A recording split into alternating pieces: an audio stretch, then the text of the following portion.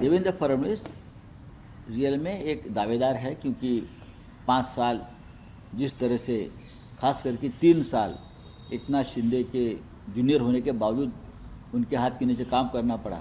अभी तक 7-8 दिन हो गए, इतना भारी बहुमत होने के बावजूद भी महाराष्ट्र जैसे बड़े राज्यों को मुख्यमंत्री नहीं मिल पाया है। 26 तारीख तक सरकार नहीं बनाई, इसलिए महाराष्ट्र में राष्ट्रपति शासन लगा देते ये लोग। एक साथ चुनाव लड़ा है तो कुछ समय निकालेंगे उनके साथ, बाद में उनकी पार्टी तोड़ देंगे।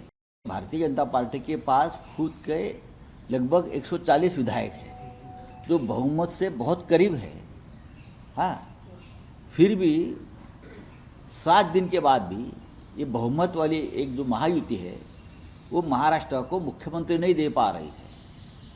क्या कारण है, क्या चल रहा है आपस में? हम चाहते हैं कि अगर आपको बहुमत मिला है तो 24 घंटे में आपका मुख्यमंत्री तय होना चाहिए था, चाहे किसी भी पार्टी का हो, चाहे कोई भी हो। लेकिन मोदी और शाह जी को और उनके नेताओं को, पार्टी के मुख्यमंत्री तय करने में इतनी कठिनाई क्या है, यह हमारी जनता जानना चाहती है। एकनाथ शिंदे ने कल एक स्टेप बैक लेते हुए ये कहा कि मोदी शाह जो कहेंगे वो मंजूर है डिसीजन। और क्या कर सकते हैं? उनके सामने कौन सा विकल्प था, आप मुझे बता सकते हैं? देखिए, ये बहुत ही दुर्भाग्यपूर्ण है। वो बाला साहेब ठाकरे जी का नाम लेते हैं, शिवसेना नाम से राजनीति करते हैं, लेकिन उसके भविष्य का फैसला दिल्ली से होता है। बाला साहेब ठाकरे जी की शिवसेना का भविष्य कभी दिल्ली में तय नहीं हुआ, मुंबई में तय हुआ है।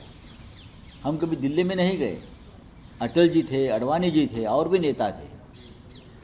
कभी हम दिल्ली में जाकर शिवसेना के बारे में फैसला कीजिए, ऐसे हम कभी उनके सामने गिड़गिड़ाए नहीं।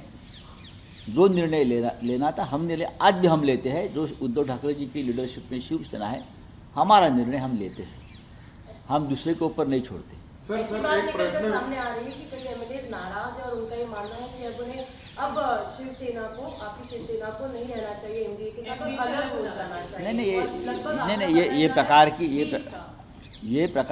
ये जो खबरें हैं उसमें कोई तथ्य नहीं है। महाविकास आघाड़ी में हम चुनाव लड़े लोकसभा में, और हमें अच्छा कामयाबी मिली। 30 से भी ज़्यादा लोकसभा की सीटें जीतना ये बहुत बड़ी बात थी, और हम महाविकास आघाड़ी में लड़े। तब ये किसी का कहना नहीं था कि हमको महाविकास आघाड़ी से बाहर निकलना चाहिए।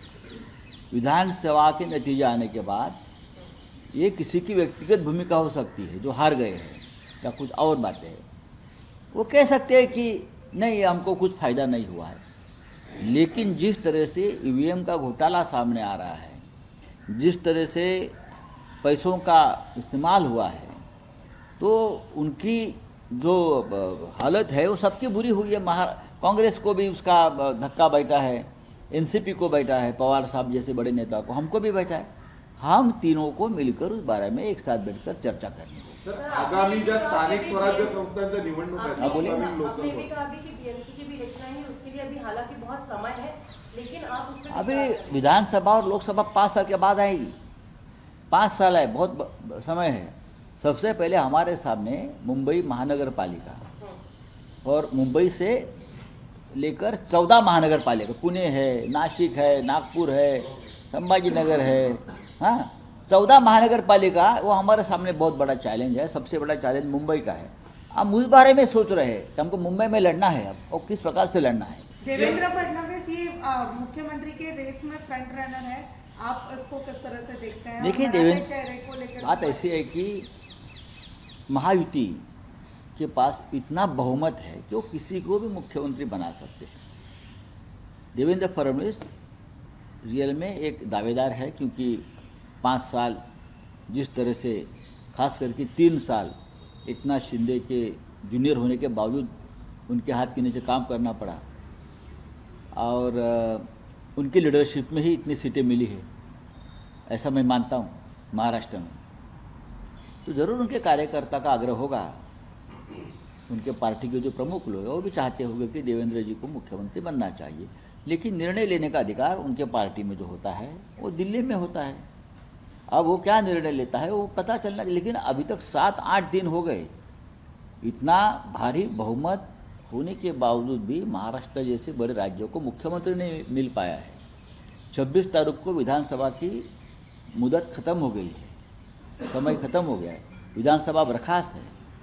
अगर हम होते सरकार बनाने के लिए इस बार, तो 26 तारीख तक सरकार नहीं बनाई, इसलिए महाराष्ट्र में राष्ट्रपति शासन लगा देते ये लोग। लेकिन आराम से चल रहा है उनकी सरकार है, उनके हाथ में कानून है, गृह मंत्रालय है। अब इस रिजल्ट के बाद क्या ऐसा, मतलब रिपोर्ट्स कह रही हैं कि जो बीजेपी के एलाइज हैं वो उनके लिए एक बैगेज बन गए एनसीपी और शिवसेना, तो आप इस पे क्या कहेंगे? नहीं, ऐसा मुझे नहीं लगता है कौन किसी को बैगेज बनता है। महायुति है उनकी, एक साथ चुनाव लड़ा है, तो कुछ समय निकालेंगे उनके साथ, बाद में उनकी पार्टी तोड़ देंगे, उनकी पार्टी तोड़ देंगे। जो बैगेज बोलते हो ना, बैगेज पूरा तोड़कर अपने साथ लेकर आएंगे। For exclusive and insightful videos, subscribe to our new channel ABP Live Premium.